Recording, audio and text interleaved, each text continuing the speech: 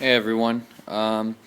So this video is going to be an oil change. These are just the tools pick. This is just going to be to take out your gasket for your oil filter, 17mm wrench, or you can use a socket, a rag to clean up all the oil, and brake cleaner.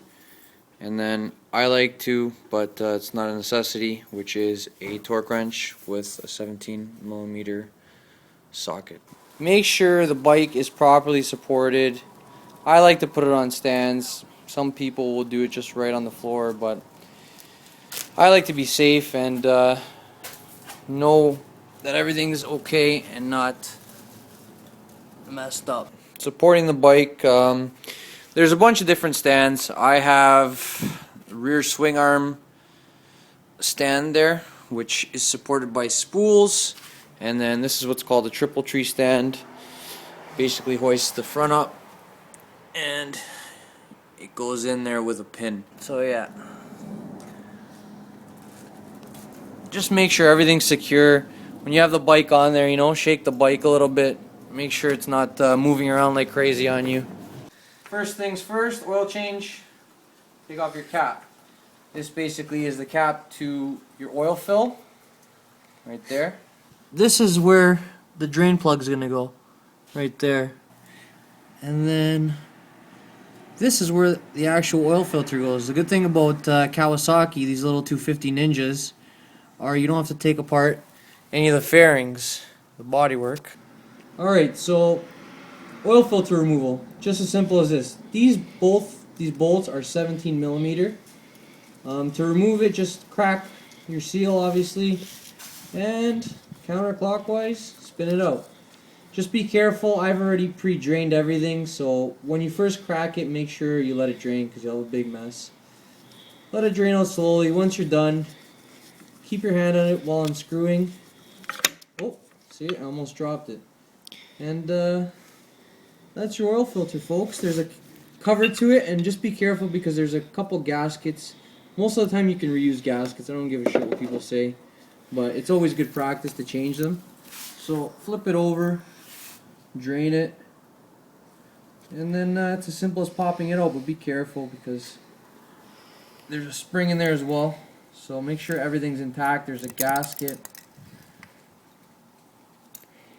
or sorry, washer, not gasket. That's it. And then you have your new filter. If you really want to be meticulous, you can wipe down all this shit, yada yada yada, clean it off. Just make sure you have it nice and clean so you don't get shit in the engine. Okay, so I've cleaned everything up fairly well. I don't really care about this bike too much, so I just do things quick. A lot of times it's good. As you can see, this gasket hasn't been compressed too much because I haven't ridden it. It's not exposed to heat. Other factors like that. You can keep it and reuse it. So don't be so quick to throw it away, and just be careful of damaging it.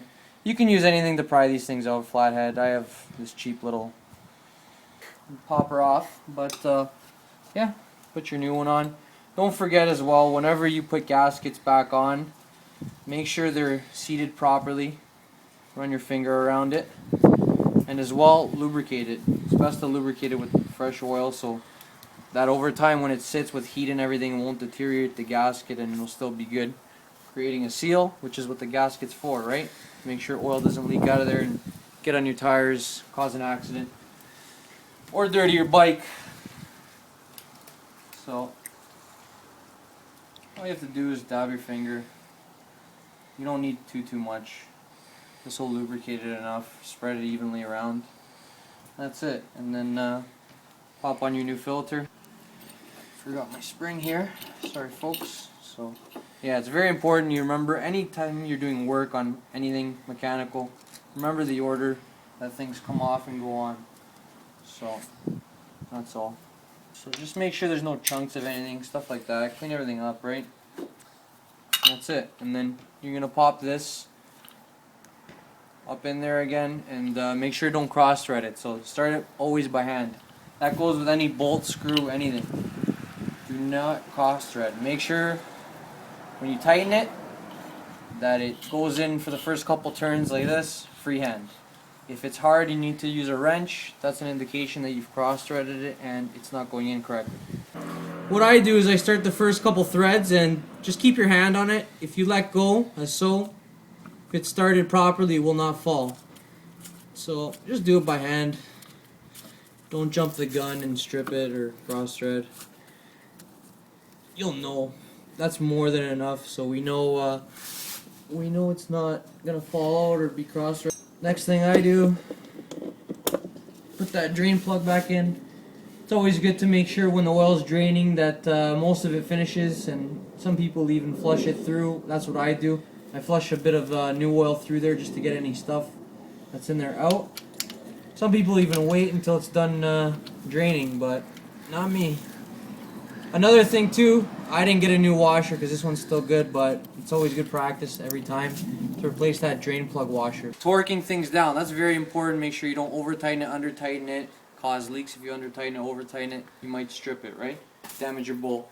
Most motorcycle manufacturers include torque specifications in the maintenance section of the repair manual. So, or not the repair manual, owner's manual and repair manual. This is an owner's manual, so is torque everything down. So the Ninja is 14.5 foot-pounds. So I'm gonna dial in my torque wrench to 14.5. What I do with this torque wrench is torque it at the lowest setting to help lubricate the gears, but every torque wrench is different. Let me see. I think it might be a little bit too tight, so.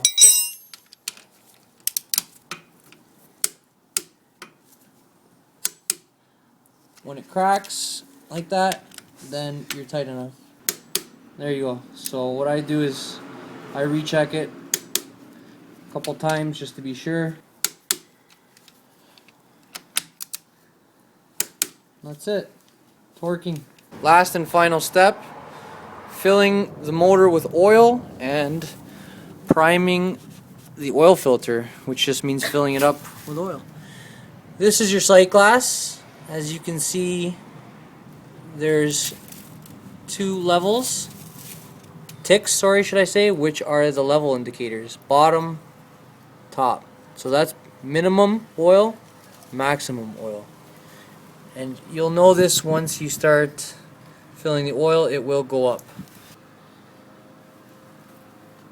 There we go.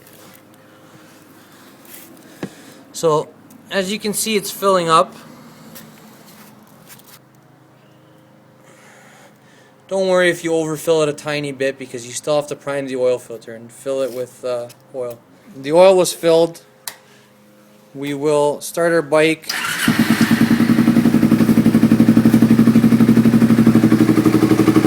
Rev it up a little bit for 5 seconds.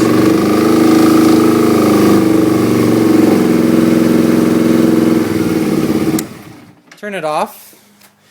So what you're going to do is basically let the bike sit for 15 minutes.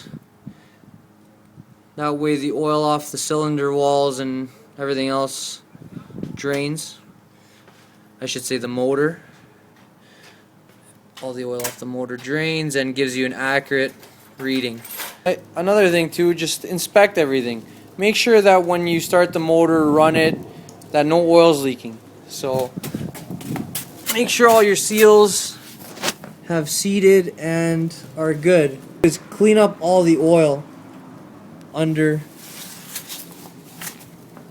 the covers, so, and just wipe everything down. Even what I like to do is spray with brake cleaner and just get all the stuff out of there.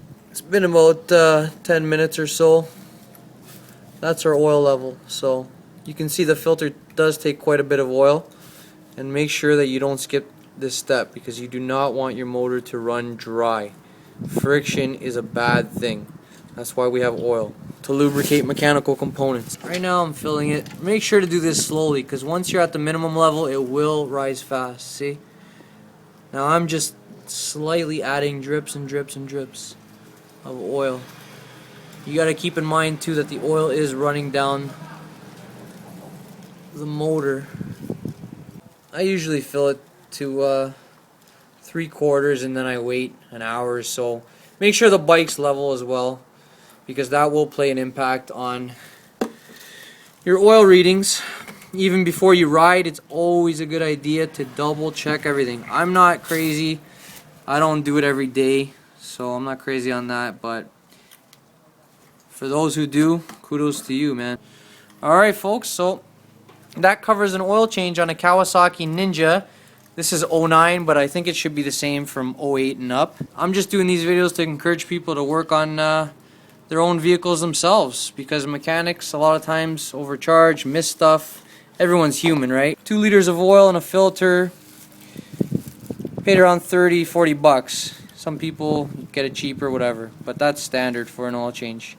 And the mechanics won't even charge you that much more, but they won't, sometimes they won't use good stuff, right? So in my CBR I use Motul, but I mean manufacturers, that's good enough, you know, because the bike was engineered a certain way.